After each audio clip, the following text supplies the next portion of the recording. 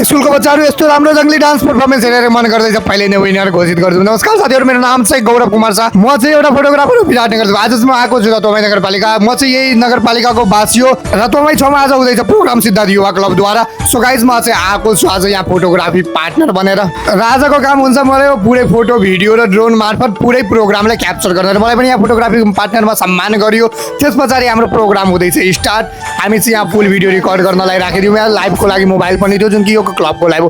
त्यसपछि एकपछि अर्को यहाँ डान्स पर्फर्मेन्स हामीलाई हेर्न मिल्यो र मलाई फेभरेट भनेको यो जङ्गली डान्स पर्फर्मेन्स थियो। यहाँ चाहिँ हरेक स्कुलबाट पर्फर्मेन्स गर्नलाई स्टुडेन्टहरू आएको थियो। सो गाइज यहाँ हेर्न सक्नुहुन्छ पुरै हरेक वर्ष जस्तो यो पालि पनि पुरै भिड थियो। विश्व प्रोग्राम यानि हरेक 20 वर्षदेखि कन्टिन्यू प्रोग्राम भइरहेछ सिद्धार्थ युवा क्लबद्वारा आयोजित यो प्रोग्राम।